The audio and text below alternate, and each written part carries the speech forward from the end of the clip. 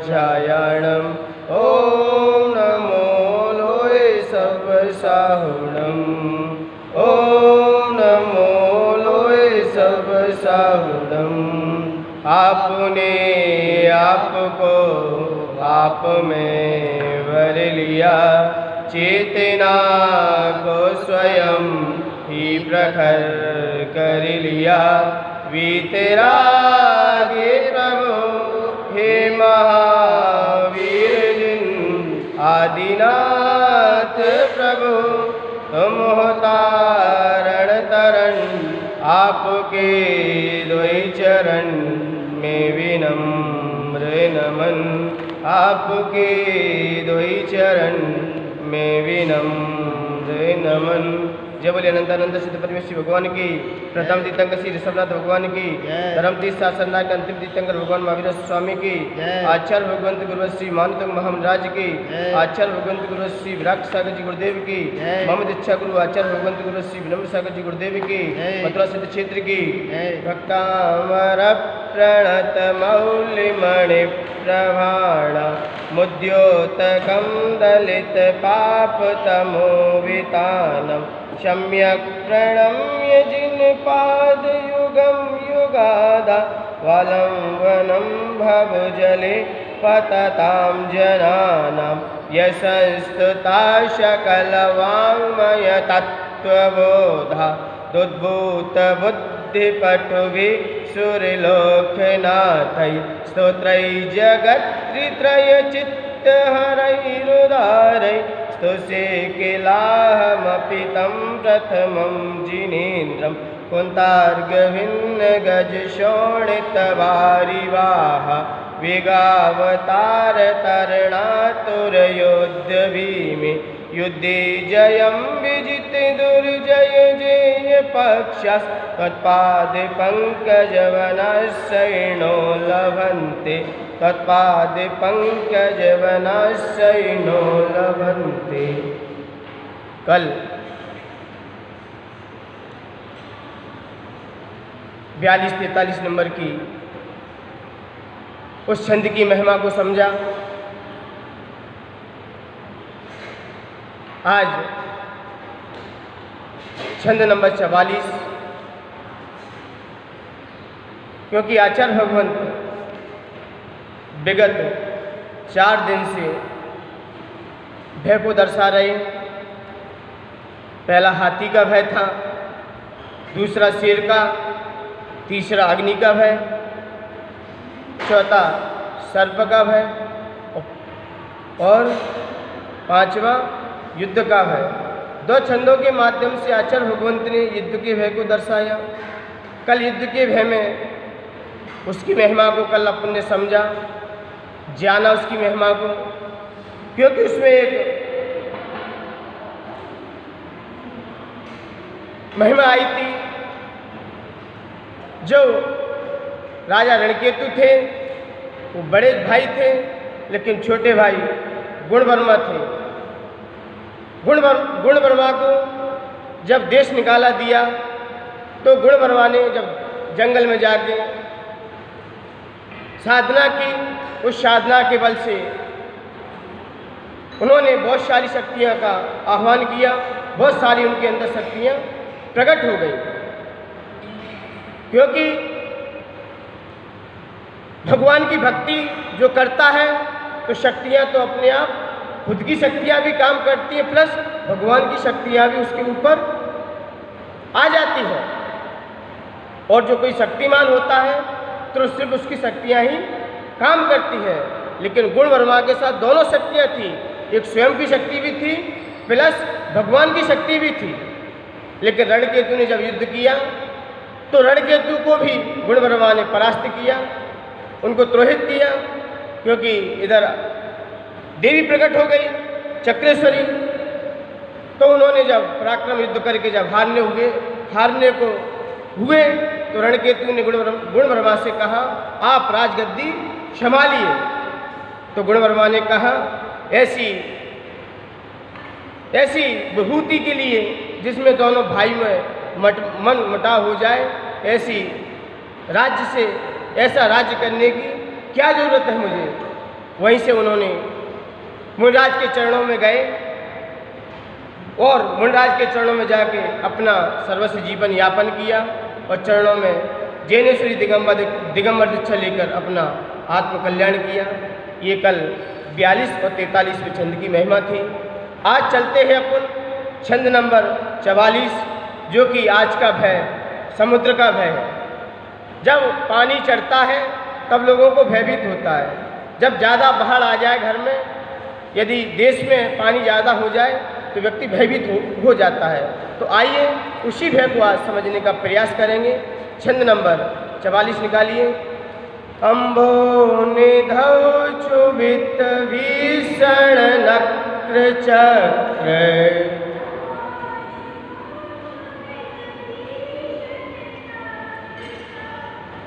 अम्भो निधौ चुभित भीषण नक्र चक्र,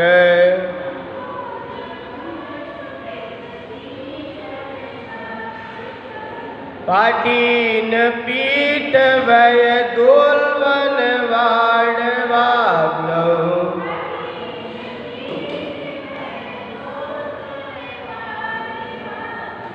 रंग तरंग शिखर स्थित यान पात्रास,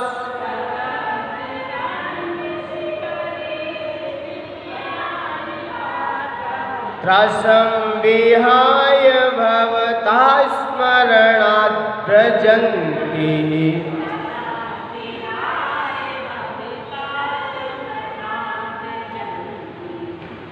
आज आचार्य भगवंत जो समुद्र का भय है तो कह रहे हैं अम्बो निधौ, अम्ब और अम्भो निधौ, अम्ब उनिधौ, यानी कि अम्ब का मतलब क्या होता है? जल, और उनिधौ में समूह। जो जल का समूह क्या कहते हैं? समुद्र। क्या है? समुद्र क्षुभित। और वह समुद्र कैसा हो रहा है? क्षुभित हो रहा है, भीषण भयंकर। वह समुद्र कैसा हो रहा है? क्षुभित हो रहा है और भयंकर हो रहा है। नक्र चक्र, नक्र चक्र यानी कि मगरमच्छों के समूह से वह क्या? मगरमच्छों के समूह से वह समुद्र कैसा हो रहा है? क्षुभित हो रहा है और भयंकर हो रहा है। भयंकर क्षुभित को प्राप्त हो रहा है।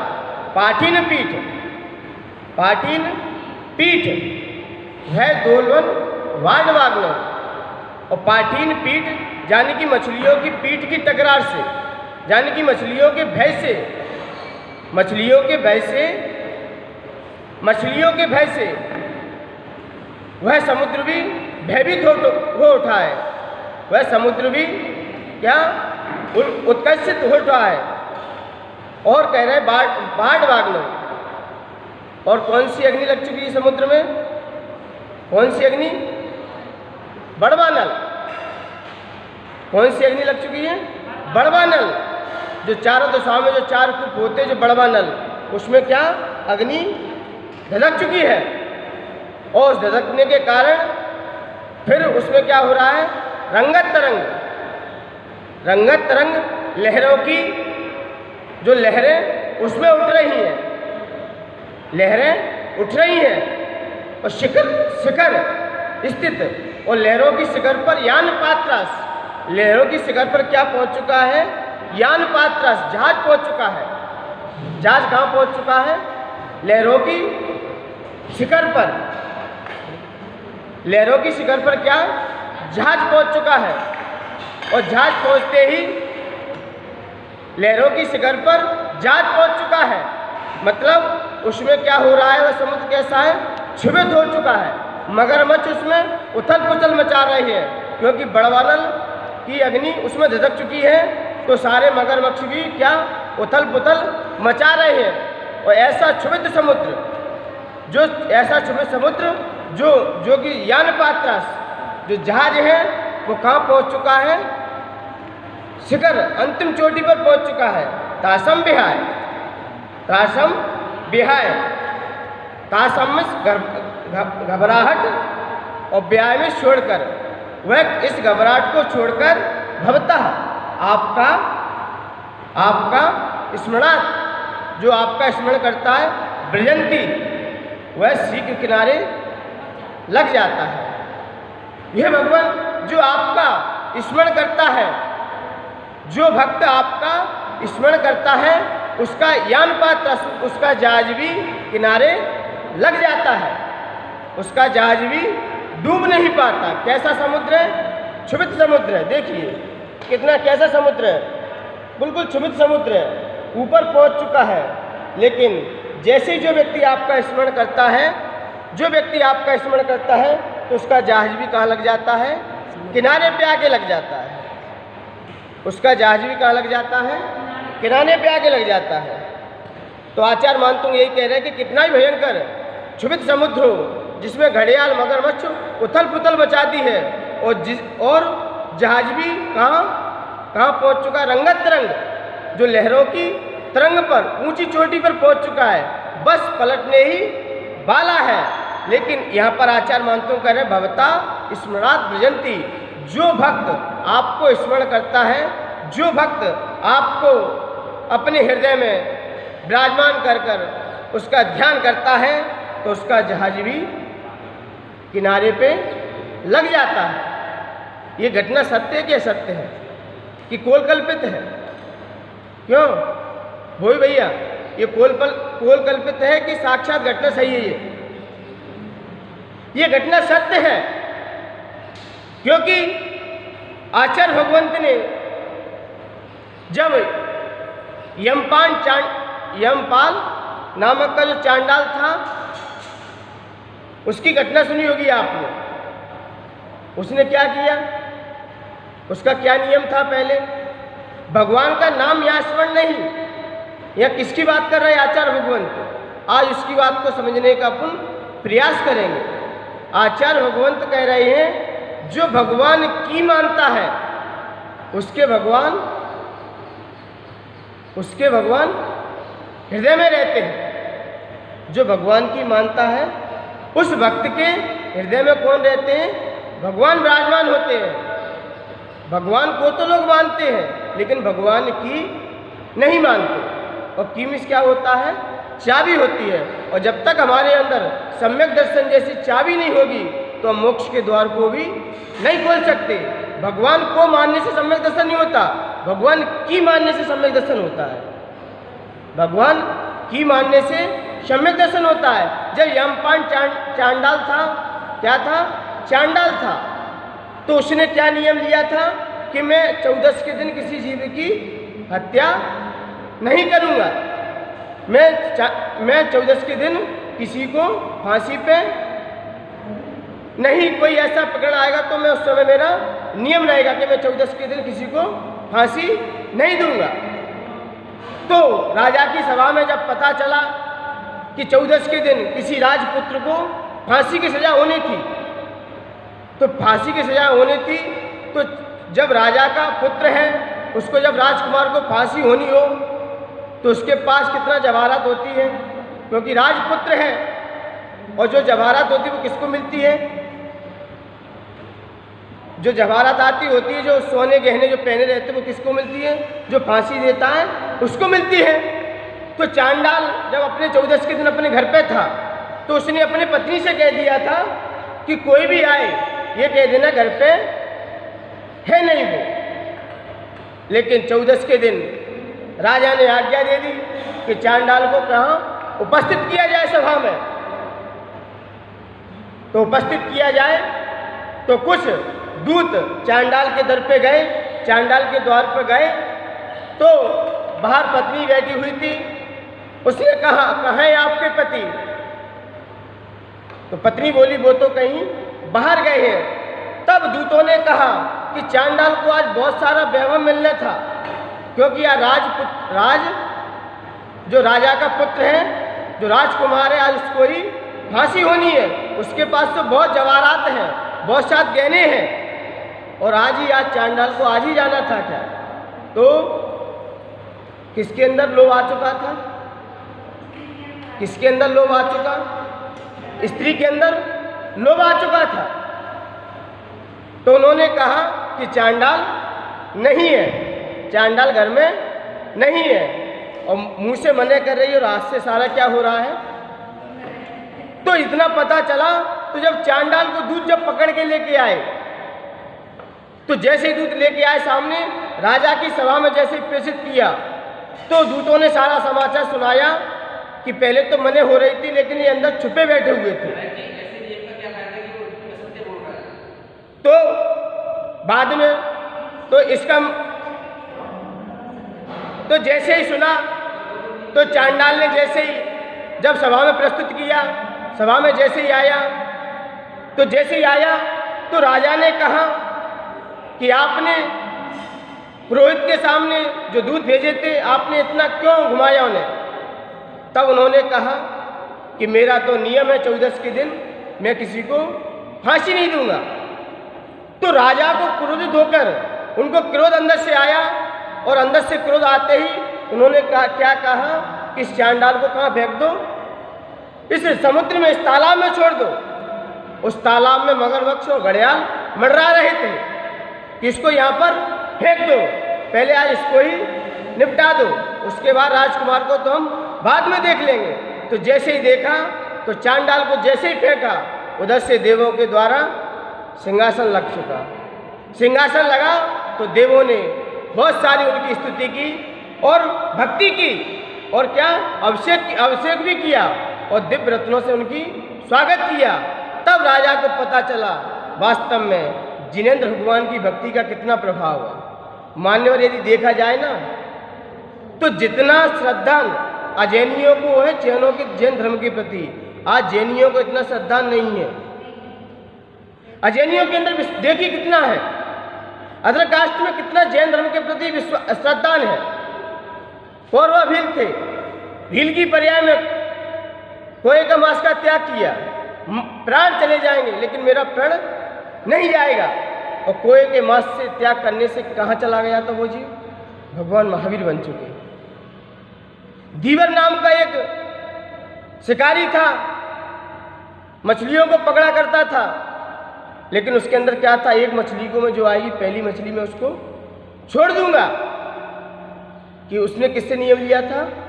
मुनि के चरणों में नियम लिया था। इससे ये जाहिर हो जाता है कि अजैन लोगों को, अन्य दर्शन वालों को, जो जैनियों से नियम लेते हैं, जैन संतों के चरणों में जो नियम लेते हैं, वो पूरा निभाते हैं। भले ही उन्हें अपने प्राणों को छोड़ना पड़े, लेकिन उनका प्राण नहीं जाता है। तो ये घटना तो साक्षात्कार है कि भगवान आपका सच्चा भक्त, आपकी मानने वाला भक्त, जो आपको अपने हृदय में आपकी बात को श्रद्धान कर लेता है, उस भक्त का ऐसे भीषण समुद्र में यदि उसका जहाज डूबने वाला हो, तो वह उसका जहाज भी कहाँ लग जाता है?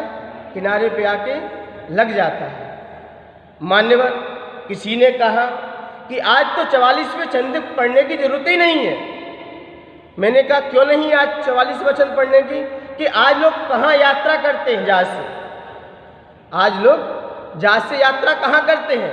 प्लेन से करते हैं, कोई प्लेन से करते हैं, कोई ट्रेन से करते हैं, कोई गाड़ी से करते हैं। तो आज तो जहाज से यात्रा तो है ही नहीं, तो आज 44वें छंद पढ़ने की जरूरत ही नहीं है।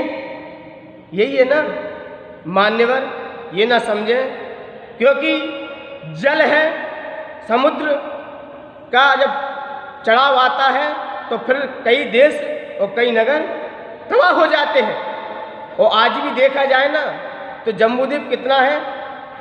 जम्बूद्वीप का प्रमाण कितना है? 1 लाख योजन का है।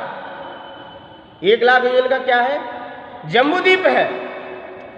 और उसके चारों ओर क्या है? उसके चारों ओर क्या है? उसके 4 लाख योजन का क्या है? लवण समुद्र है। उस जम्बूद्वीप के चारों ओर क्या है? लवण समुद्र 4 लाख योजन का है। अब बताइए, पानी की संख्या ज़्यादा है कि क्षेत्रफल खाली की संख्या ज़्यादा है? पानी की संख्या ज़्यादा है अभी भी। और 8 लाख योजन का धात्ती खंड द्वीप है। कौन सा है?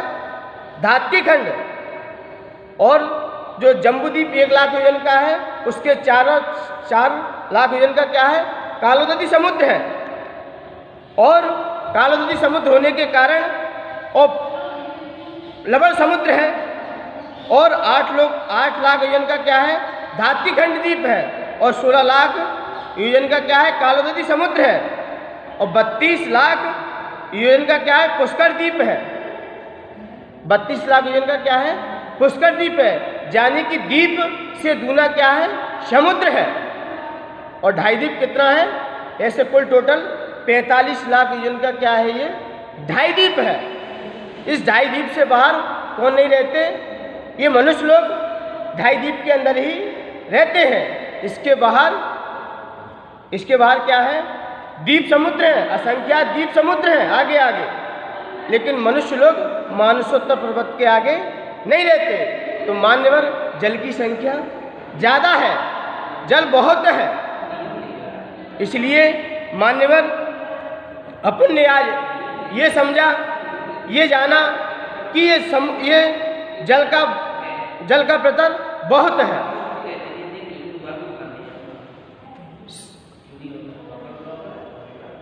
तो जल की संख्या ज़्यादा दिखाई दे रही है।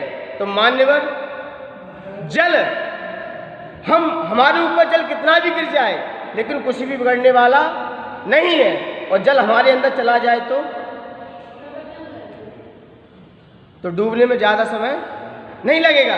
समुद्र मेरे ऊपर गिर जाए तो मेरा कुछ भी नहीं बिगड़ेगा। यदि समुद्र हमारे अंदर चला गया तो लेके डूब गिरेगा। तो इसलिए मान्यवर ये जल की महत्वता है। तो आचार्य भगवंत का कहना है कि जो व्यक्ति आपको अपने हृदय में विराजमान कर लेता है वो इस संसार समुद्र से चला जाता है।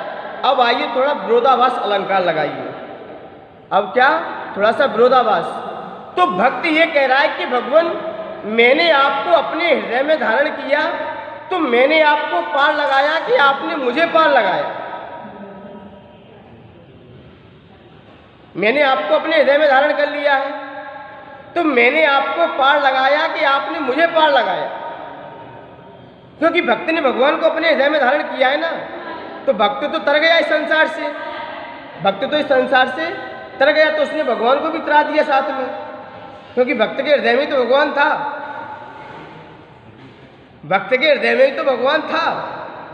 थोड़ा विरोधाभास। ये आचार्य कल्याण मंत्र स्तोत्र में जो उसके रचयिता हैं वो ऐसी बात कह रहे हैं। तो वहाँ पर स्तोत्र पढ़ते हुए कह रहे हैं कि नहीं, जो दंश मशक होता है, जो ट्यूब होता है उसमें पानी भर दी, वो उसमें हवा भर दी जाती है तो हवा ट्यूब को पार लगाती है कि ट्यूब हवा को पार लगाता है। ट्यूब हवा को पार लगाता है कि हवा ट्यूब को पार लगा देती है। ये ट्यूब देखा है ना, ट्यूब क्या बोलते हैं उसे, दंश मशक बोलते, क्या बोलते हैं, जो टायर ट्यूब डाल देते तो उसमें कई लोग पार हो जाते हैं। तो हवा ट्यूब को पार लगाती है कि ट्यूब हवा को पार लगाता है। तो अंदर से आवाज़ आती है कि हवा ट्यूब को पार लगा देती है, ना कि ट्यूब हवा को पार लगाएगा। हवा निकल जाएगी तो ट्यूब तो वही रह जाएगा।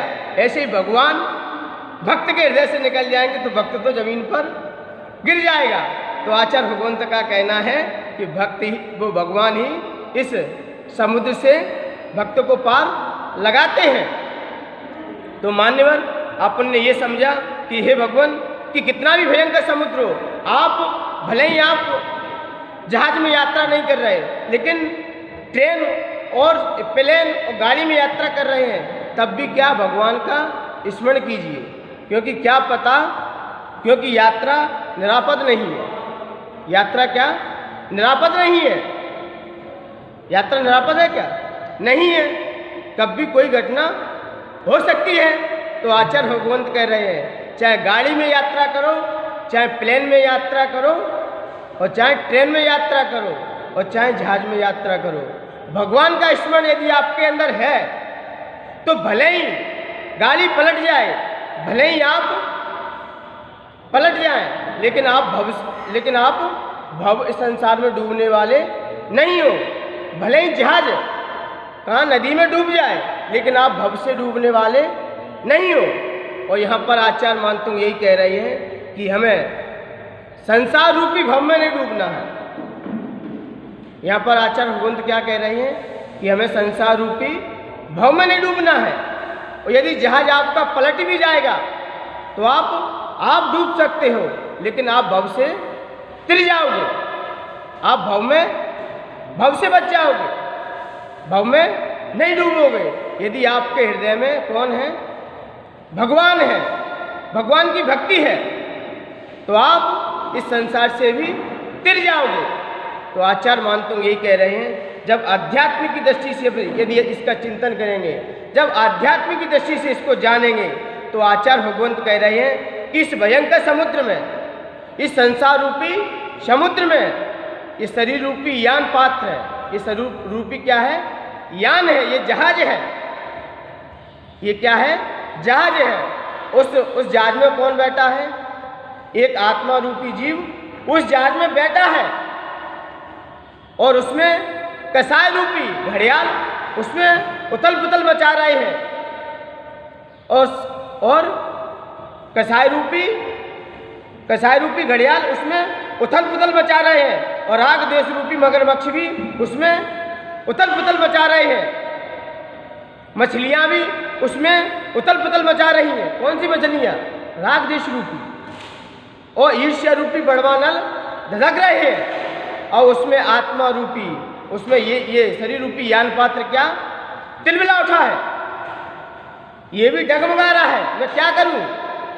तो आचार्य भगवंत कह रहे हैं कि हे भव्य जीवो, यदि आपने इस संसार में भगवान की वाणी का स्मरण नहीं किया, भगवान की वाणी पे श्रद्धा नहीं किया, तो आपके ये ईर्ष्या रूपी अग्नि, ये ईर्ष्या रूपी बड़वानल और मगरमच्छ रूपी, राग देश रूपी मगरमच्छ इसमें मंडराते ही रहेंगे, इसमें उथल पुथल मचाते ही रहेंगे, क्योंकि ना जाने आपने कितने भव तक इस संसार में भ्रमण किया है, नुगोद की कितनी पर्याय को धारण किया है, आपने कितनी पर्याय को धारण करते करते इस संसार में भटका है आपने। किसके कारण?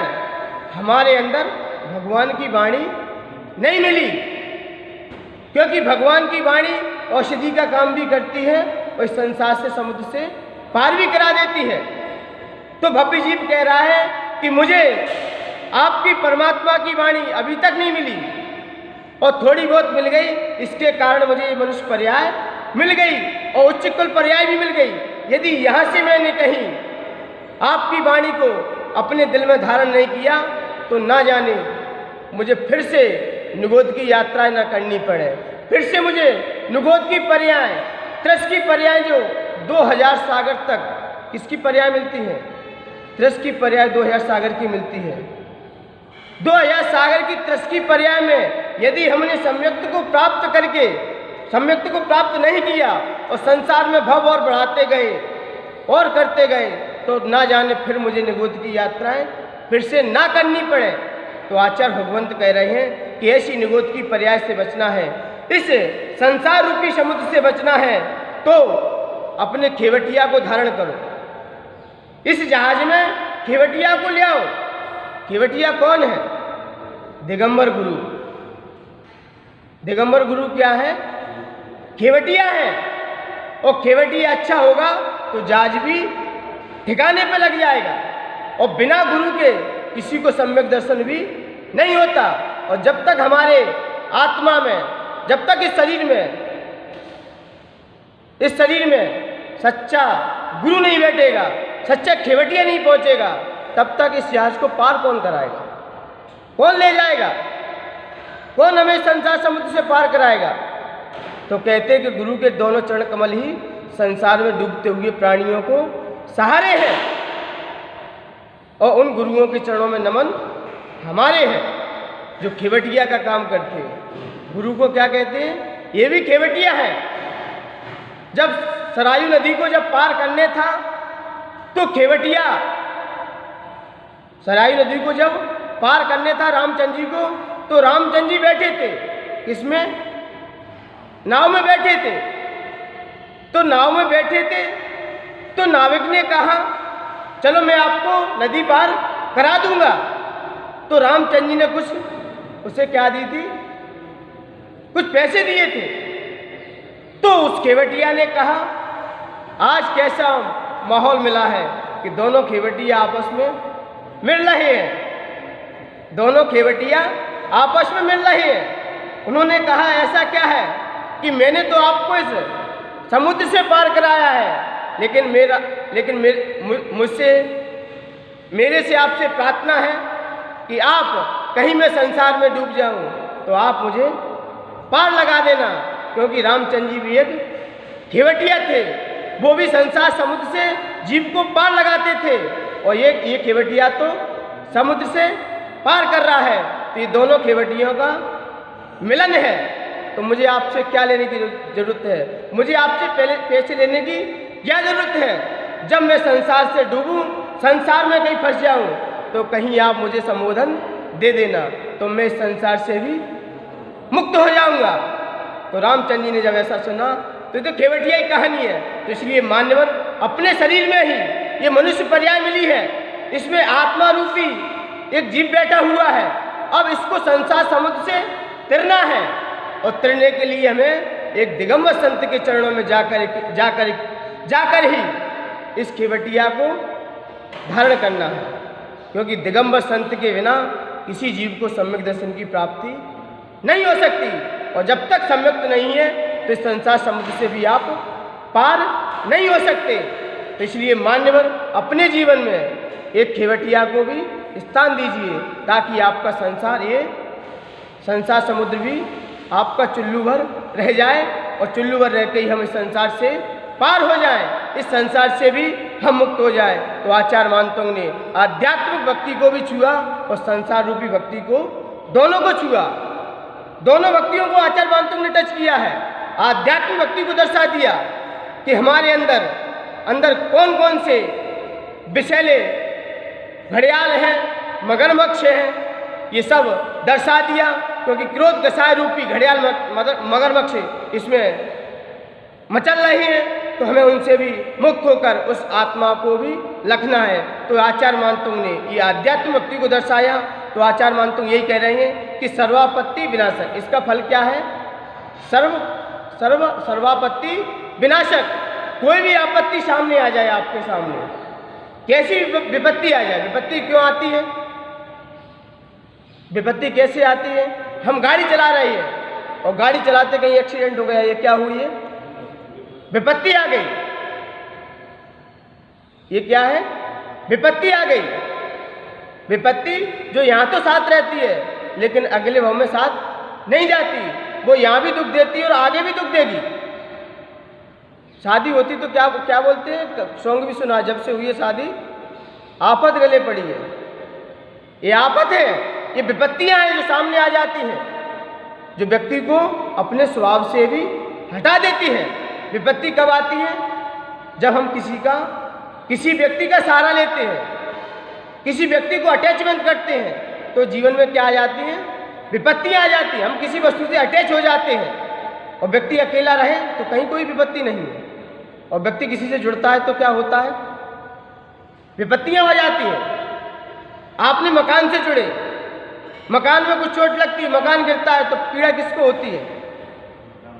मालिक को। तो उसके अंदर विपत्ति आती कि नहीं आती? आपका बालक बीमार हो गया तो क्या कहते हैं कि घर में क्या आ गई? विपत्ति आ गई। तो आचार्य मानतोंग कह रहे हैं कि जो व्यक्ति इस 44वें छंद को बड़े तहे दिल से पढ़ता है, मनोयोग से पढ़ता है, श्रद्धा से पढ़ता है, भक्ति से पढ़ता है, तो ऐसी विपत्तियां भी उसका क्या कर देती हैं? किनारा कर जाती हैं। उसकी जीवन में ऐसी विपत्तियां भी नहीं आती। तो आचार्य मानतोंग कह रहे हैं कि ऐसी विपत्ति से भी नहीं, यदि ऐसी विपत्ति से अपन को हटना है, ऐसी विपत्ति को अपने सामने नहीं आने देना है, तो अपन को तो 44वें छंद का अपन बड़े श्रद्धा से, भक्ति से इसका स्मरण करें, इसकी जाप भी करें। इसकी जाप क्या है? ओम ह्रीम रम नमो अमीय सवीणम, ओम ह्रीम रम नमो अमीय सवीणम। ऐसे मुंडराज, कैसे मुंडराज हैं? जिनके हाथ में कोई जहर युक्त भोजन जाता है, वो क्या बन जाता है? अमृत बन जाता है। क्या बन जाता है? अमृत बन जाता है। किससे बना अमृत? किससे बना अमृत? जब श्री कृष्ण की भक्ति किसने की? मीरा ने भक्ति की। मीरा ने क्या की? इतनी भक्ति में तल्लीन हो गई कि उसे अपना भी ख्याल नहीं रहा कि मैं स्त्री हूं कि पुरुष हूं, मैं कौन हूं।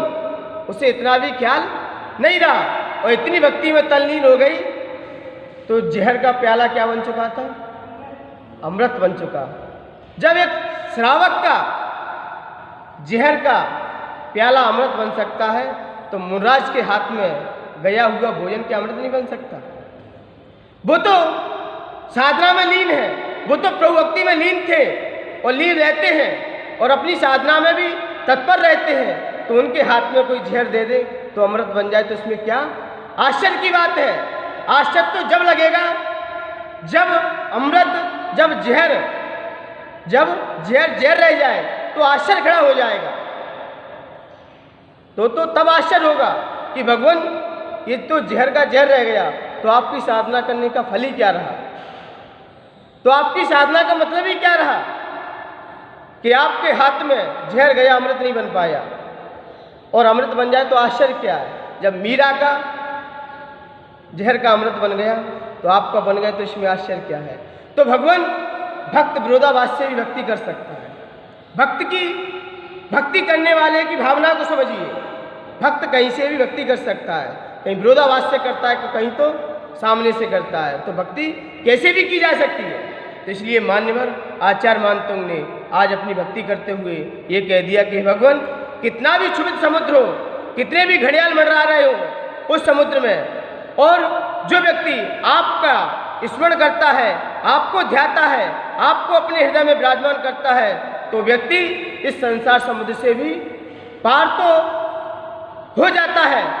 लेकिन इस संसार जो समुद्र है, जो पानी से भरा क्षुभित समुद्र है, उसको भी वह पार कर लेता है और वह किनारे पर लग जाता है। तो इसलिए मान्यवर ये अपन ने समझा, जाना। आइए इसके छंद को पढ़ने के लिए तैयार होते हैं।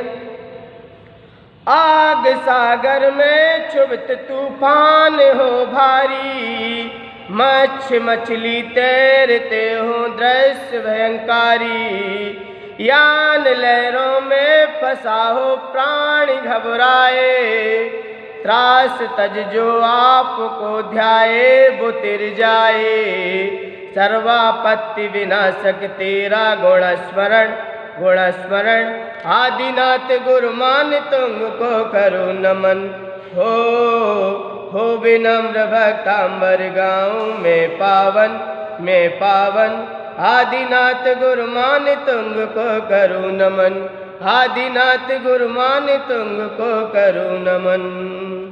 जय बोलिए अनंतानंद सिद्ध परमेश्वर भगवान की, जय बोलिए आचार्य भगवंत गुरु श्री मान तंग महामंडराज की।